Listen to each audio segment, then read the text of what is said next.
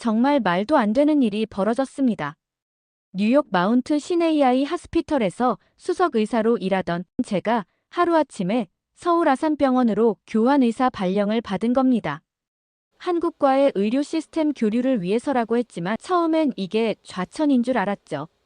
하지만 이제는 제 생각이 완전히 바뀌었습니다. 오늘은 그 이야기를 들려드리려고 합니다. 마운트 시네이아이 병원 제 진료실에서 창밖을 내려다봤습니다. 맨해튼의 마천루들이 눈앞에 펼쳐져 있었죠. 연봉 100만 달러짜리 의사의 마지막 출근이었습니다. 병원은 단호했어요. 한국과의 의료 시스템 교류를 위해 1년간 교환 의사로 가던가 아니면 당장 사직서를 쓰라는 것이었습니다. 의료 시스템이 뛰어나다는 평가를 받는 한국이지만 저는 이게 분명 좌천이라 생각했습니다. 동료들은 한국의 의료 기술을 배울 좋은 기회라며 겉으로는 부러워하면서도 안타까운 눈빛을 보냈어요. 하지만 저는 차마 그런 말은 못했습니다. 미국에서 해고는 너무나 쉬운 일이니까요. 수십 년 다니던 직장에서도 하루아침에 잘리는 게 미국입니다. 이제 우리 가족이 누리던 호화로운 생활은 끝이겠구나 싶었어요. 맨해튼 근교 호화로운 타운하우스, 아이들의 명문 사립학교, 아내의 여유로운 삶. 모든 게 병원에서 주는 높은 연봉 덕분이었는데 말입니다. 하는 수 없이 저는 지난해 겨울 억지로 한국행 비행기에 몸을 실었습니다. 병원에서 숙소를 제공한다고 했지만 도저히 기대가 되지 않았어요. 인터넷에서 본 한국의 아파트는 마치 닭장을 쌓아 올린 것 같았거든요. 차가운 콘크리트로 지은 집은 미국의 따뜻한 느낌의 목조 주택과는 사뭇 달라 보였으니까요. 게다가 미국에서 아파트라는 것은 가난한 사람들이나 사는 곳이죠. 90년대부터 시작된 백인들의 교외 이주로 도시 아파트는 범죄의 온상이 되어버렸어요. 한국은 왜 하필 주택이 아닌 아파트를 선호하는지 이해할 수 없었습니다. 넓고 프라이버시가 보장되는 주택이 얼마나 좋은데 말이에요. 결국 인천공항에 도착해서 택시를 탔습니다. 서울 아산병원에서 보내준 주소를 보여주며 한숨만 나왔죠. 하지만 아파트 단지에 도착하자마자 놀랐어요. 제가 상상했던 허름한 모습과는 전혀 달랐습니다. 마치 고급 리조트 같은 분위기였어요. 입구에는 경비원들이 외부 차량을 철저히 통제하고 있었습니다. 병원에서 미리 연락해둔 덕분에 무사히 통과할 수 있었죠. 그런데 갑자기 차가 지하로 내려가는 게 아니겠어요? 15층 집을 찾는데 왜 지하로 가는 건지 도무지 이해가 되지 않았습니다. 번역기를 켜서 택시 기사에게 보여줬더니 뜻밖의 대답이 돌아왔어요. 아파트에 사는 아이들의 안전을 위해 한국의 요즘 아파트들은 모든 차량이 지하로만 다닌다는 것이었습니다. 처음엔 불편하다고 생각했지만 이런 세심한 배려가 신기하기도 했어요. 지하 주차장에서 내려 로비로 가야겠다 생각했습니다. 캐리어를 끌고 유리문을 열려는데 잠겨 있었어요. 다시 지상으로 올라가 경비실을 찾아야 하나 싶어 발을 돌리려는 찰나 문득 아산병원에서 보내준 안내문이 생각났습니다. 안내문을 자세히 보니 공동현관 비밀번호가 적혀 있었어요.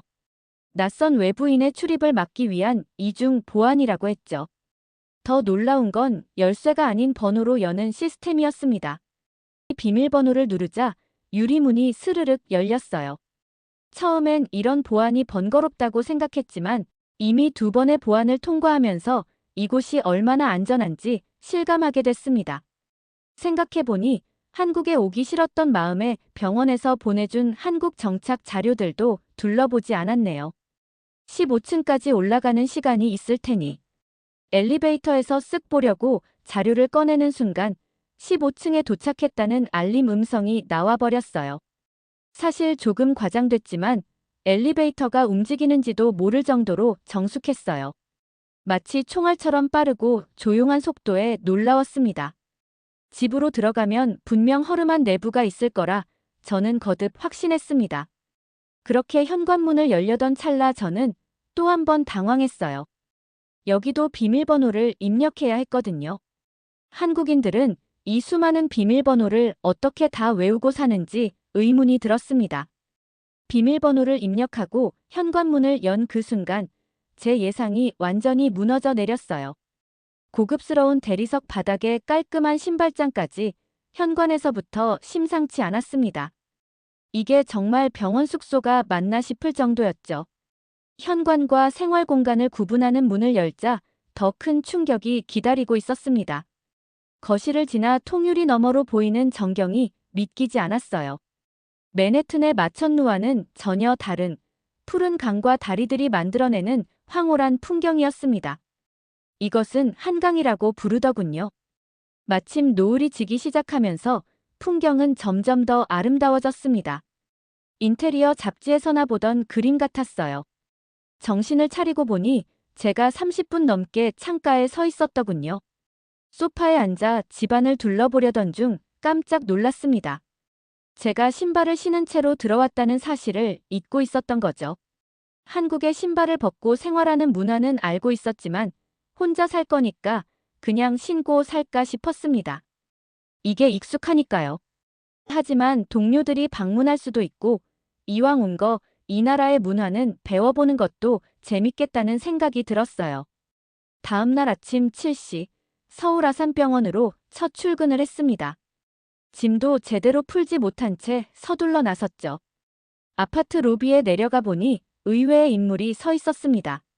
병원에서 절 마중 나온 김민수 선생님이었어요. 첫 출근이라 많이 긴장되시죠?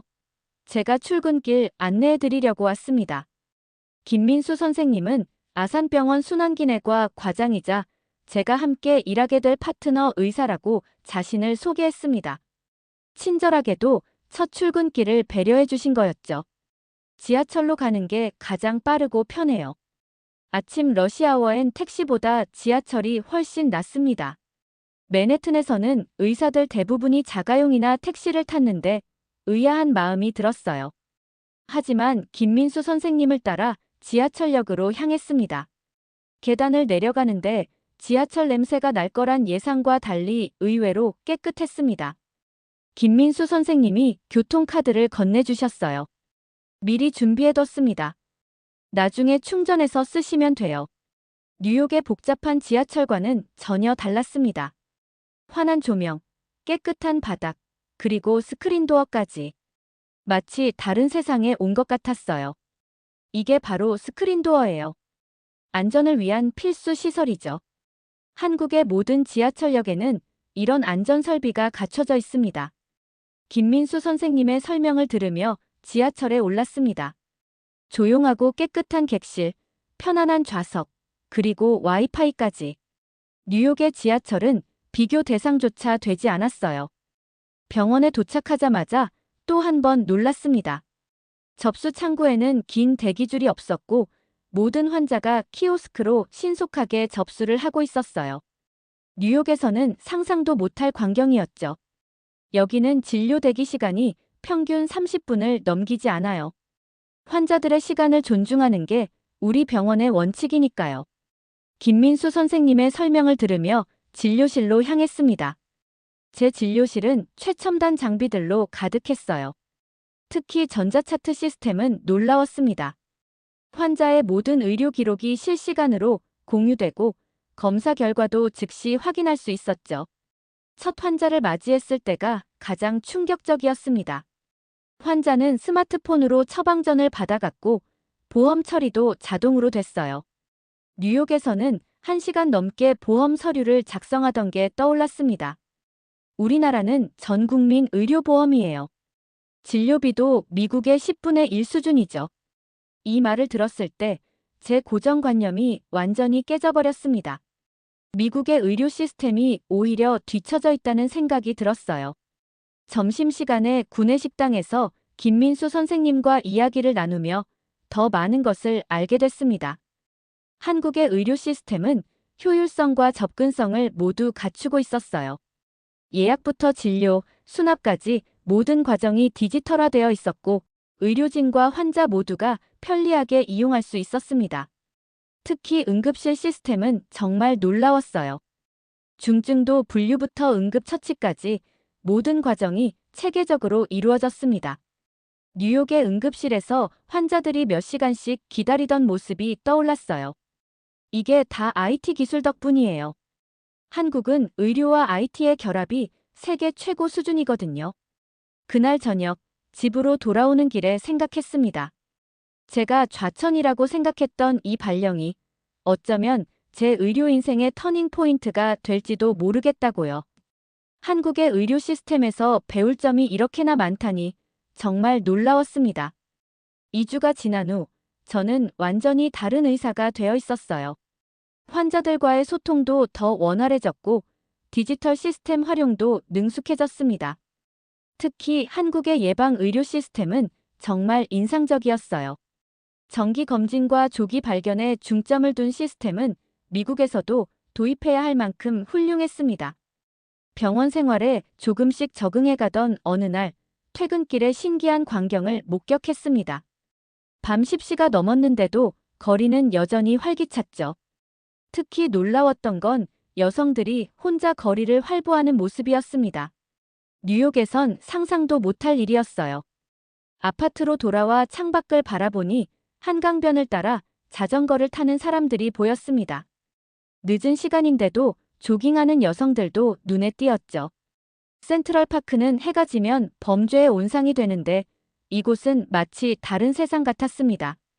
문득 배가 고파왔지만 이 시간엔 식당이 문을 열지 않을 거라 생각했습니다. 그때 김민수 선생님이 알려준 배달앱이 떠올랐죠. 반신반의하며 앱을 열었는데 수백 개의 식당이 영업 중이라는 표시가 뜨더군요. 30분 내 배달. 말도 안 되는 소리군. 하지만 정확히 25분 만에 초인종이 울렸습니다. 문 앞에는 따뜻한 음식이 놓여 있었죠. 심지어 결제는 이미 앱으로 끝난 상태였습니다. 이런 편리함이 믿기지 않았어요. 식사를 마치고 쓰레기를 버리러 나갔다가 또 한 번 놀랐습니다. 우리 층에 있는 분리수거장이 깔끔하게 정리되어 있었죠. 뉴욕에선 쓰레기 더미 사이로 쥐들이 돌아다니는 게 일상인데 말입니다. 그날 밤 갑자기 급한 서류가 필요해져서 프린트를 해야 했습니다. 뉴욕 같았으면 다음 날 아침을 기다려야 했겠지만 김민수 선생님 말씀대로 1층 편의점에 내려가 보았죠. 24시간 영업하는 편의점에서 프린트는 물론 팩스와 스캔까지 가능했습니다. 특히 인상적이었던 건 온돌 난방이었습니다. 처음엔 이상하다고 생각했는데 바닥에서 올라오는 따뜻한 온기가 집 전체를 포근하게 감싸주었어요. 벽면 라디에이터의 건조한 열기와는 완전히 달랐죠. 주말에는 한강공원을 거닐어 보았습니다. 깔끔하게 정비된 산책로, 곳곳에 설치된 운동기구, 그리고 자전거 전용 도로까지. 도시의 중심에 이런 휴식 공간이 있다는 게 신기했어요. 아파트의 보안 시스템도 매일같이 저를 놀라게 했습니다. 보안키 인식으로 엘리베이터가 자동으로 제 층을 눌러주고 주차장에선 차량 번호를 인식해 자동으로 차단기가 열렸죠. CCTV는 물론이고 경비원들의 정기 순찰까지 안전에 대한 철저한 관리가 인상적이었습니다. 한밤중에 택배를 받는 것도 가능했어요. 무인 택배함 시스템 덕분에 24시간 언제든 물건을 받을 수 있었죠. 심지어 편의점에서도 택배 발송이 가능했습니다. 이런 편리한 시스템을 접할 때마다 뉴욕의 생활이 오히려 불편하게 느껴졌어요. 지하철역 근처에는 깔끔한 지하상가가 있어서 퇴근길에 장을 보기도 편했습니다. 키오스크로 주문하는 식당들, 스마트폰으로 결제하는 상점들. 현금이 필요 없는 삶이 이곳에선 현실이었죠. 여기는 지진이 잦은 일본이나 홍콩처럼 고층 아파트가 위험하지 않나요? 제가 김민수 선생님께 물었더니 한국의 아파트는 내진 설계가 기본이며 정기적인 안전 점검도 철저하다고 설명해 주셨습니다. 게다가 층간소음 방지 시스템과 결로 방지 시설까지 갖추고 있다니 정말 놀라웠어요. 한 달이 지나자 이런 편리함에 푹 빠져들게 됐습니다. 스마트폰 하나로 모든 게 해결되는 삶, 늦은 밤에도 안전한 거리, 깨끗하고 정돈된 도시 환경. 이런 게 당연한 듯 살아가는 한국 사람들이 오히려 신기해 보였죠. 문득 뉴욕에 있는 가족들이 이곳의 삶을 경험한다면 어떨까 하는 생각이 들었습니다. 우리가 그토록 동경하던 뉴욕의 삶이 어쩌면 이곳에서의 일상보다 불편했던 건 아닐까요? 한국 생활에 점점 매료되면서도 제 마음 한켠에는 늘 가족들 생각이 자리 잡고 있었습니다. 매일 밤 영상통화를 하지만 아이들의 얼굴을 볼 때마다 가슴이 먹먹해졌죠. 결국 저는 큰 결심을 했습니다. 방학을 맞아 가족들을 한국으로 초대한 것입니다. 처음엔 모두가 반대했습니다. 아내는 뉴욕에 좋은 집을 두고 왜 아시아의 작은 나라로 가야 하냐며 아이들도 싫다고 했죠. 하지만 제가 매일 보내주는 한국의 모습에 조금씩 호기심을 보이기 시작했습니다. 마침내 가족들이 인천공항에 도착했습니다. 아내는 공항의 깔끔함에 놀란 눈치였고 아이들은 피곤한 기색이 역력했죠. 하지만 집에 도착해서 한강이 보이는 야경을 본 순간 모두의 표정이 달라졌습니다. 첫날부터 놀라운 일이 벌어졌어요. 저녁 9시가 넘었는데도 배달이 된다는 말에 아내는 반신반의하며 주문을 해봤죠. 30분도 안 돼서 도착한 음식을 보며 아이들이 신기해했습니다. 며칠 뒤 아이들을 위한 과외 선생님이 오기로 했습니다. 처음엔 방문을 잠그고 나오지 않으려 했죠. 영어로 수업한다고 아무리 설명해도 소용없었습니다. 한국어도 모르는데 공부는 무슨 공부냐며 울상을 지었어요. 하지만 선생님은 전혀 당황하지 않았습니다. 마치 이런 상황이 익숙하다는 듯 편안한 미소를 지으며 아이들에게 다가갔죠. 수업은 영어로 진행됐지만 중간중간 한국어를 섞어가며 아이들의 관심을 끌었습니다. 특히 코딩 수업 시간에는 아들이 푹 빠져들었어요. 로봇을 직접 움직이게 하는 수업이 신기했나 봅니다. 딸아이는 음악 수업에 관심을 보였죠. K-팝 노래를 활용한 한국어 수업이 마음에 든 모양이었어요. 오후에는 한강공원으로 나갔습니다. 처음엔 덥다고 투덜거리던 아이들도 자전거 도로를 달리면서 즐거워했어요. 특히 아들은 농구장에서 한국 아이들과 어울려 놀더니 언어가 달라도 농구는 똑같다며 웃었습니다. 저녁엔 한식당에 갔어요. 아내는 결국 된장찌개를 한 숟가락 맛보더니 이때부터는 계속 된장찌개를 찾았습니다. 아이들도 불고기는 맛있다며 젓가락질을 연습하기 시작했죠. 처음으로 김치도 조금 맛보더니 생각보다 괜찮다고 했습니다. 일주일이 지나자 아이들의 표정이 완전히 달라졌어요. 과외 선생님을 기다리는 모습이 보였고 한국어로 인사하는 법도 배웠습니다. 특히 코딩 수업은 뉴욕 학교에서는 경험하지 못한 새로운 세상이었다며 들떠 있었죠. 아내도 달라졌습니다. 감기 기운이 있어서 근처 병원을 찾았는데 친절하고 빠른 한국 병원 시스템을 경험하고는 충격에 빠졌다고 했어요. 게다가 병원비가 이렇게 저렴하다는 게 믿기지 않는다면서 미국에서는 감기 한 번 걸려도 병원 가기가 겁난다고 했습니다. 방학이 끝나갈 무렵 마지막 날이 다가왔습니다. 아이들이 울음을 터뜨렸죠. 이번엔 한국을 떠나기 싫다며 떼를 썼어요. 새로 사귄 친구들과 헤어지기 싫다고 과외 선생님도 보고 싶을 거라고 했습니다. 특히 딸아이는 K-팝 댄스를 더 배우고 싶다며 떠나지 말자고 했죠. 아내는 한강이 보이는 창밖을 오랫동안 바라봤습니다. 뉴욕의 화려함과는 다르지만 이곳에는 더 소중한 가치가 있다는 걸 깨달은 것 같다고 말했어요. 떠나기 전날 밤 아이들이 먼저 말을 꺼냈습니다. 여기 학교를 다녀보고 싶다고, 한국 친구들도 사귀어보고 싶다고 하더군요. 아내도 이런 환경이라면 한번 살아볼 만하다고 했습니다. 가족들이 떠난 지금 저는 매일 아침 출근길에 가족들이 올 방을 한 번씩 들여다봅니다. 곧 이 텅 빈 공간이 아이들의 웃음소리로 가득 찰 거란 생각에 발걸음이 가벼워졌죠. 이제 우리 가족의 새로운 시작이 기다리고 있습니다. 뉴욕으로 돌아간 가족들과 매일 밤 영상통화를 하게 됐습니다.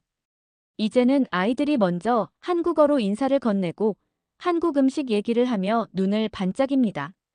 특히 아들은 유튜브로 한국 농구 영상을 찾아보고 딸은 K-팝 댄스를 연습한다고 하더군요. 미국에서의 정리도 시작됐습니다.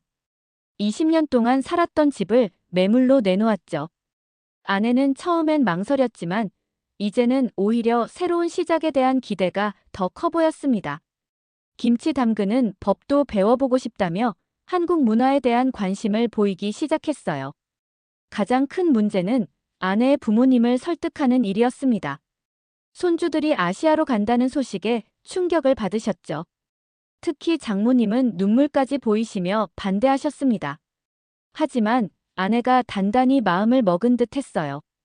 1년에 한 번씩 꼭 방문하겠다고 약속하면서 조심스럽게 설득해 나갔습니다. 화상으로 장인 장모님까지 모시고 앞으로의 계획을 하나하나 설명했어요. 아이들 교육 문제, 주거 환경, 치안 상태까지. 특히 의료비 이야기가 나오자 장인 어른의 표정이 달라졌습니다. 미국의 터무니없는 의료비 때문에 늘 걱정이셨거든요. 서울 아산병원에도 정식으로 요청을 넣었습니다. 교환 의사 기간을 연장해달라고 했죠. 인사팀에서는 의아해했습니다. 누구나 탐내는 뉴욕 자리를 포기하겠다는 제 결정을 이해하지 못했나 봅니다. 하지만 저는 확신이 있었어요. 병원에서 검토 결과가 나오기를 기다리는 동안 가족들은 짐 정리를 시작했습니다. 20년 동안 모아온 물건들을 정리하면서 아내가 눈물을 흘렸다고 했어요. 하지만 그건 슬픔의 눈물이 아니었습니다. 새로운 시작에 대한 설렘이 묻어있는 눈물이었죠. 아내의 마지막 출근길, 뉴욕 직장에서 동료들이 작별 인사를 건넸습니다. 모두들 저희 부부가 미쳤다고 생각하는 것 같았어요. 하지만 상관없었습니다. 그들은 한국에서 제가 경험한 것들을 알지 못했으니까요. 가족들이 떠난 후 처음으로 주말을 혼자 보내게 됐습니다. 텅 빈 집을 둘러보다가 아이들 방에 들어섰어요. 딸아이가 붙여놓은 K-팝 포스터 아래 쪽지가 있더군요. 한글로 삐뚤빼뚤하게 아빠 사랑해요라고 적혀 있었습니다. 아이들은 떠나기 전날부터 한국어 공부를 시작했나 봅니다. 핸드폰에 한국어 학습 앱이 깔려 있었고 식탁 위에는 한글 공책도 발견했어요. 몰래 준비하다 흔적을 남긴 모양이었습니다. 저도 변화가 시작됐습니다. 한국어로 인사를 하니 병원 직원들의 표정이 밝아졌고 점심시간에는 자연스럽게 대화가 이어졌죠. 처음으로 회식 자리에서 소주를 마셨는데 이상하게 기분이 좋았습니다. 어제는 이사갈 집을 알아보러 다녔어요. 이제 곧 올 가족들을 위한 새로운 보금자리를 준비하는 거죠.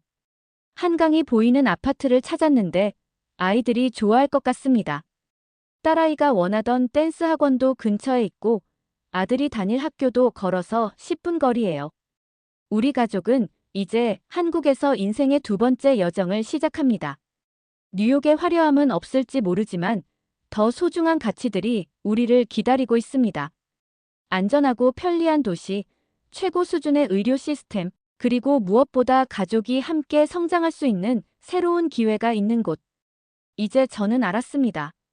제가 좌천이라고 생각했던 이 발령이 사실은 우리 가족에게 주어진 최고의 선물이었다는 걸요.